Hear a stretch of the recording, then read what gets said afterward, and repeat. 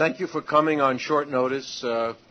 We've previously issued a statement, but for those of you who haven't received it, I will read its essence and then take any questions that you may have.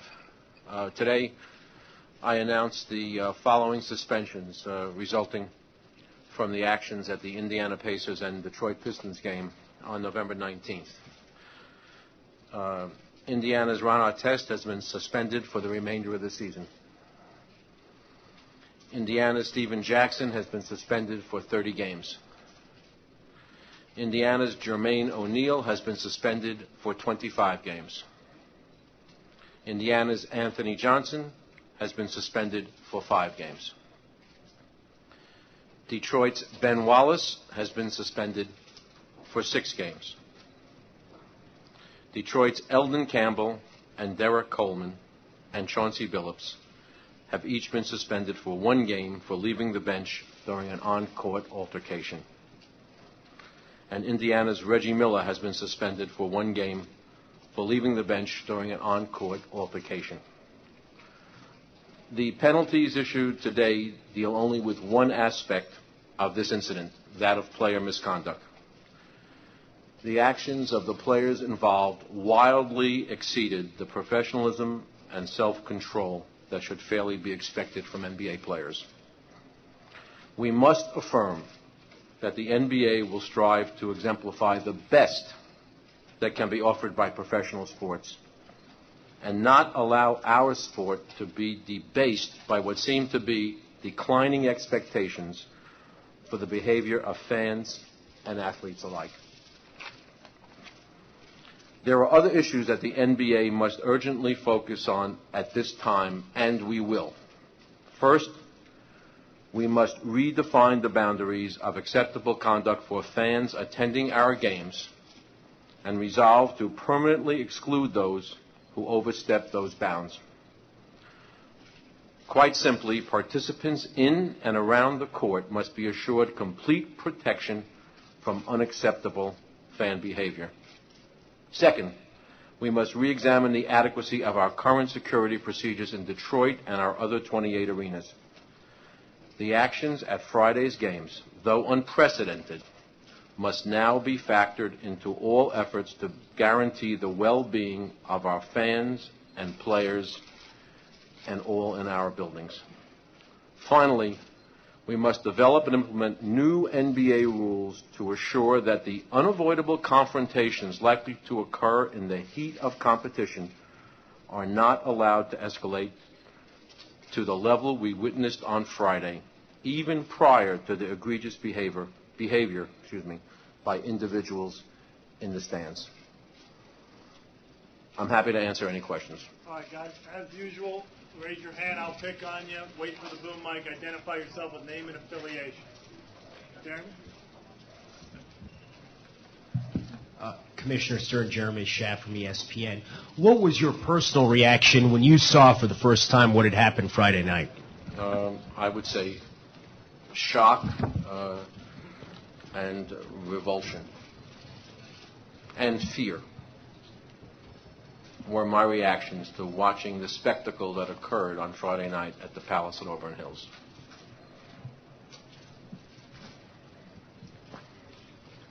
Liz Robbins, New York Times.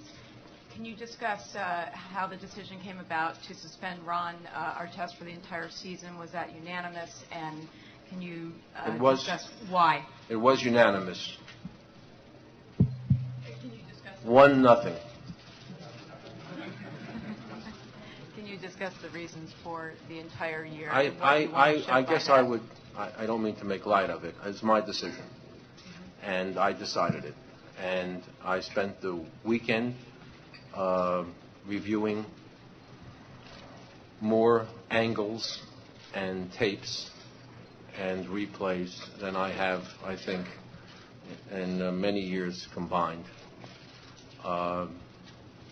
And we conducted and had the results of something in excess of interviews of employees,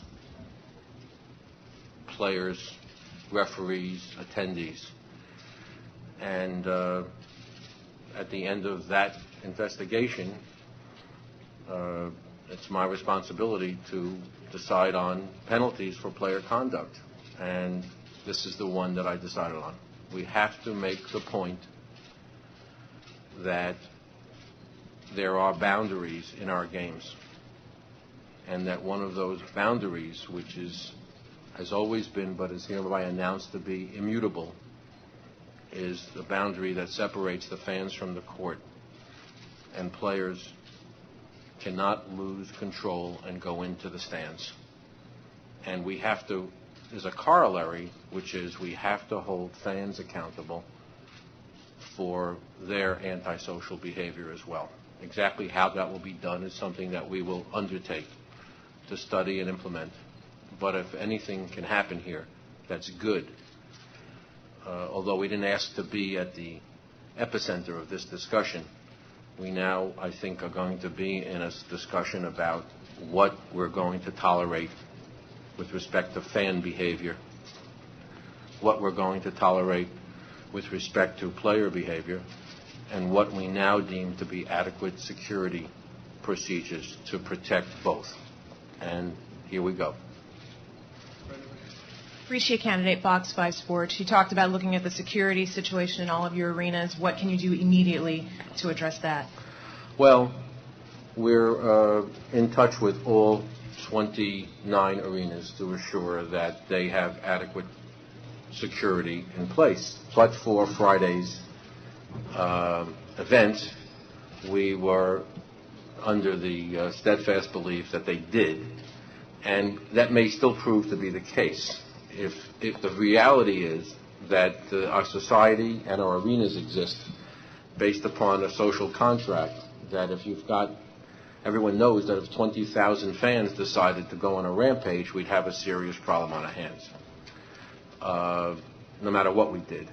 In addition, I think no matter what security procedures you have in place, you have run a risk that a player can jump into the stands, or that fans will behave on an antisocial basis. So we just have to review all of the procedures and really, I think, begin anew to determine what that covenant of civil behavior in our arenas is going to be all about, because we cannot tolerate a repetition of what occurred Friday night in Detroit.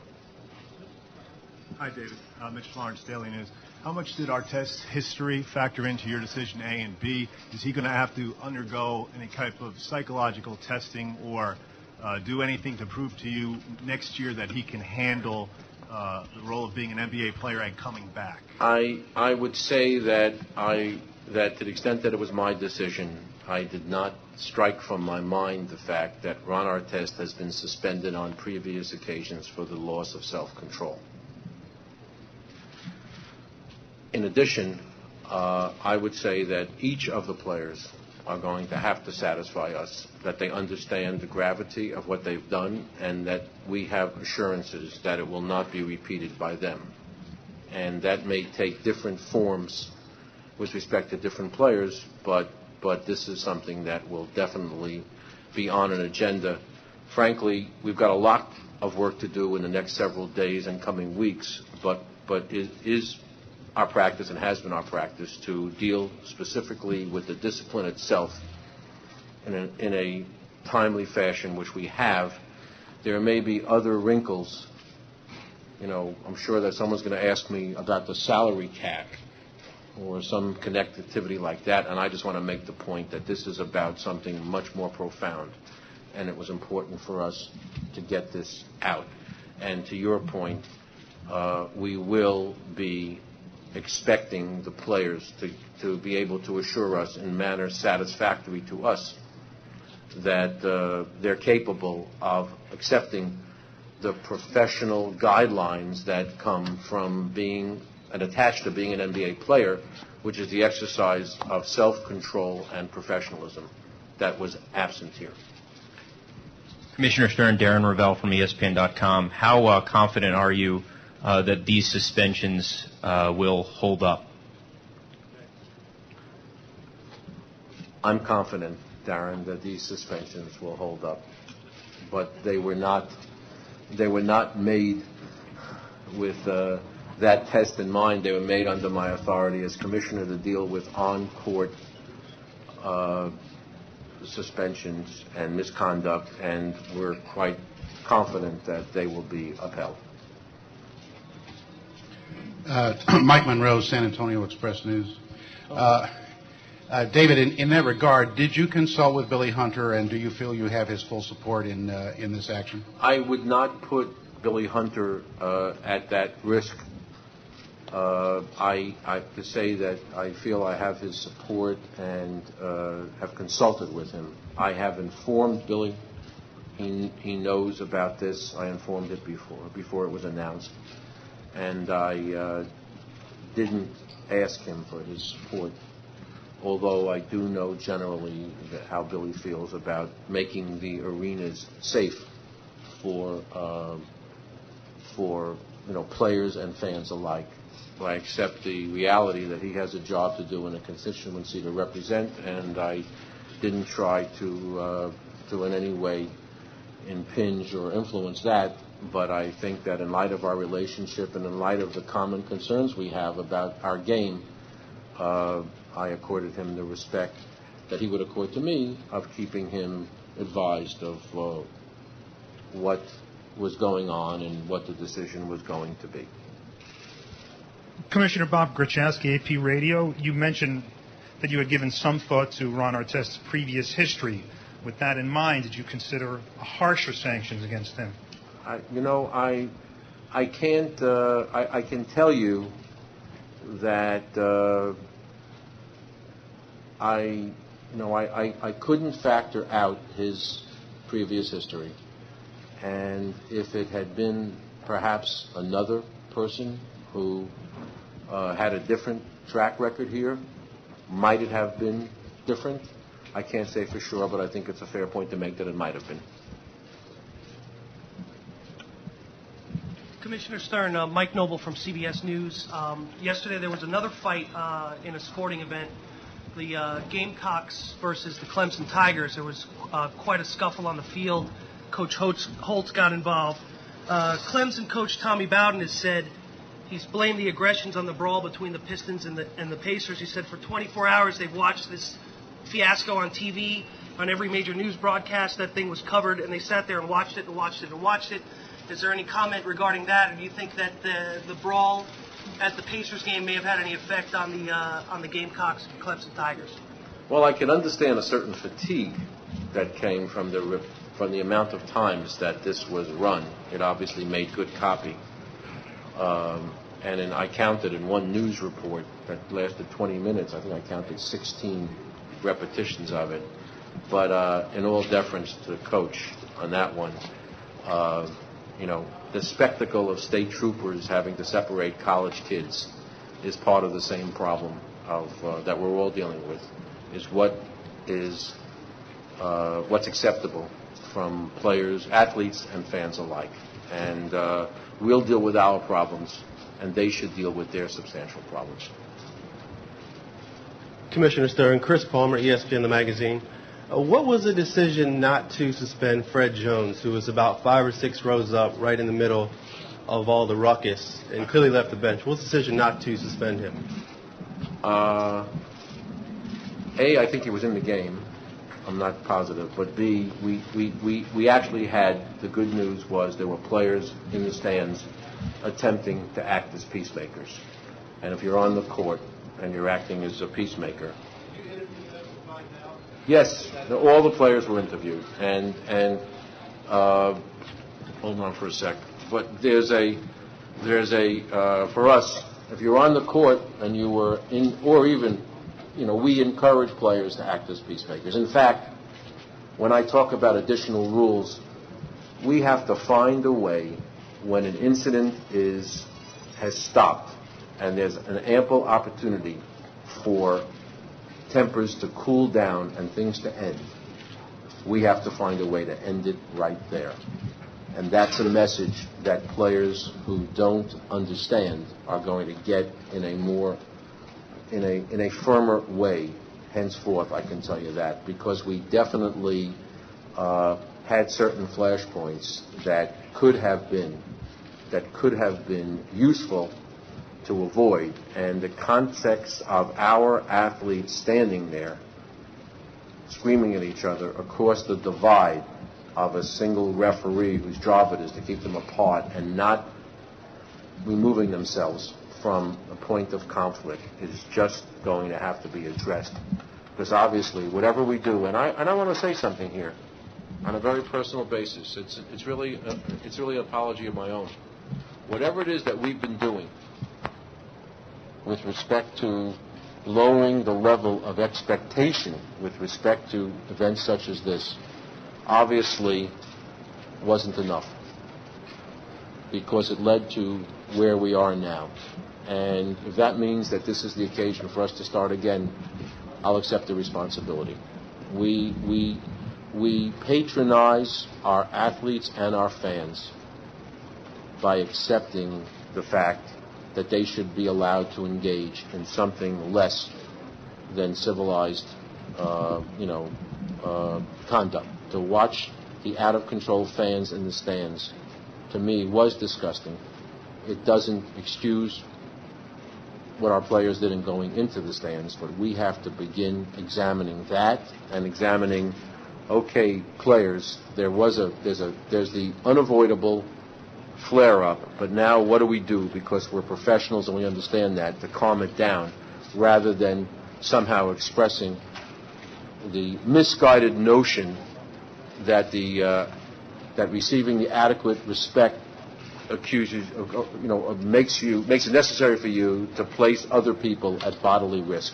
It's not going to be tolerated, and as a result, it's not going to be tolerated at its early stages. If there's a flare-up, get it over with and go, and move away and move on. That's where we're going in the NBA. I don't know the specifics of it, but that's where we're heading. John Weinstein, WNBC Sports. Commissioner Stern, are the Pistons as an organization going to be held responsible for the conduct of the fans in any way, or the lack of security? Is there going to be something from the NBA? I'm not prepared to talk to the lack of security yet, and I don't know what the proper approach is with respect to the holding an organization accountable, and in what way with respect to their fans. I would say now the entire league is put on notice based upon this unprecedented fiasco, and we're on notice, and we have the responsibility to come up with an intelligent response to it. As I said, we've got really here the beginning of our work, and not the end of it.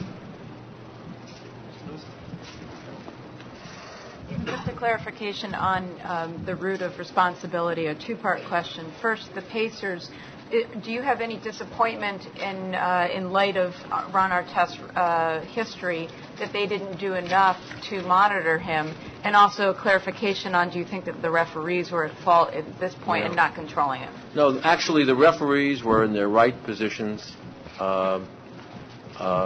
One standing back, another keeping the players away from the fray, and the third right in the middle of it. I made a reference earlier that in order to restore order at the college game, there seemed to be a battalion of state troopers, which is not something that we have gone to in the NBA and are not looking to go to. We'd like to think that the civil contract that guides us in our games is such that we understand what may happen and can adequately deal with it. Obviously, we had a breakdown in Detroit on Friday. As it relates to the Pacers and Ron Artest, I would say to you that Ron has not been unwilling to seek to control his emotions and to exercise a kind of self-restraint and self-control, and to seek assistance to do that. But unfortunately, whatever assistance he has received to this point did not keep him from doing something that was unforgivable on Friday night. John Giannone from the Madison Square Garden Network. Commissioner, I'm wondering if there are any details that you can share about how you plan to better protect that border, as you called it, between the players and the fans, and might it involve any new policies toward the way arenas sell alcohol, the timeframes? I think that's an issue that we're going to have to examine with respect to alcohol service. I know that most of the companies that the beer companies do preach, sort of responsible consumption, and we have to be in a position to assure that we're not doing anything that goes against that tenet. And if that requires us to have a uniform policy on when beer sales are or aren't cut off, that's something that's going to be part of the mix. We have to look at everything. David, Mitch Lawrence, Daily News. Could you talk a little bit about the Jackson and O'Neill, the quantity of the games in terms of, did you see them going in? You talked about Jones as a peacemaker. They went in to fight. Is that the reason that these were? Well, in fairness, Mr. Jackson was well into the stands, and he certainly, anyone who watched any television this weekend understood that he wasn't going in as a peacemaker. And Jermaine, I think it's fair to say, exceeded any bounds of potential peacemaking with the altercation with the fan in which he was involved. And his penalty actually would have been harsher had he succeeded in getting into the stands, which he tried to do but was restrained from. The question is, how much harsher? I can't say. I can't suggest to you that there's an exact science to this, but I'm given the responsibility to look at the tapes, understand what's in all of the interviews, and then make a decision. And it's not to say that somebody else wouldn't have made a somewhat different decision, but that's just the responsibility that I have. How concerned are you about the boundaries that were crossed on Friday, or in your mind, is this something that seriously was just as extreme as it possibly was just a one-time deal, or are you extremely concerned of perhaps something flaring up like that again? I am less concerned in the future because whatever doubt our players may have about the unacceptability of breaching this boundary, they now know the line is drawn, and my guess is that it won't happen again. Certainly not by anyone who wants to be associated with our league. But I think we have to move equally quickly with respect to fan behavior. And it's important that we not make that all of our fans, but there is an element out there that thinks that they can take certain liberties that didn't used to be the case. And we have to decide what the limit of that is. And it may be that we have to lose some fans, and that's okay with me. We just have to come up with a process for making sure that it's properly done. We'll take three more. Jeremy, Commissioner, you said initially you reacted with revulsion and fear. Can you tell me, what do you mean by fear? What did you fear? Fear that one of our players or one of the fans was going to be severely injured and permanently injured. When you see that kind of scenario unfolding, your fear is, what are they doing? What are they allowing themselves to be set up to do, both to be injured and to inflict injury on others? It's a horrible scene, and it's our obligation to assure that it's not repeated. Hi, I'm Thomas from Swedish Daily Aftonbladet. I have two questions. In Europe, this is the problem with fans is rather common, and a very hard punishment, but that is used rather frequently, is that the teams has to play in an empty arena. That's happened in Italy in soccer games and stuff like that. And the second question is, you've been around for quite a while now. How would you rank this that happened on this Friday? Was it the worst thing that's happened? I haven't done the computation, but I think I've been commissioner for somewhere in the neighborhood of 21 years. I don't know. Some of those were in smaller, lower numbers of games and teams, but we probably between 20 and 25,000 games. This is the worst one I've ever seen in the NBA. Period. Number two, I'm well aware of the fact that there are times when fans are absented from soccer stadiums. If their behavior can't be guaranteed or the safety of the players can't be guaranteed, I would like not to think that that would ever come to pass in the NBA, but we'll do whatever is necessary to make sure that we exemplify the best of sports and not the worst of sports. That's what we're interested in doing. And if this event allows us to do that and to begin a dialogue in a broader basis, including with the coach who thinks that the college football brawl was because his young men were watching television too much instead of thinking about the game, that's okay with me. It may be that we can have something good come out of that. Come out of this event would be a good thing, and that's what we would very much like to do. Final question. David Mike Monroe, San Antonio Express News. Will the consideration of policies to protect players possibly include plastic barriers behind benches and so forth, as you see sometimes in Europe? I would like it not to come to that. You know that they're called cagers because the games used to play behind cages. It would not be my plan to be commissioner of a league that was sufficiently concerned in a society that required players and fans to be separated. That would be an unacceptable result. We have to do everything possible to redefine the covenant between players and fans and between fans and make sure that we can play our games in a very welcoming and peaceful setting. And that's what we're setting out to do. Thank you very much.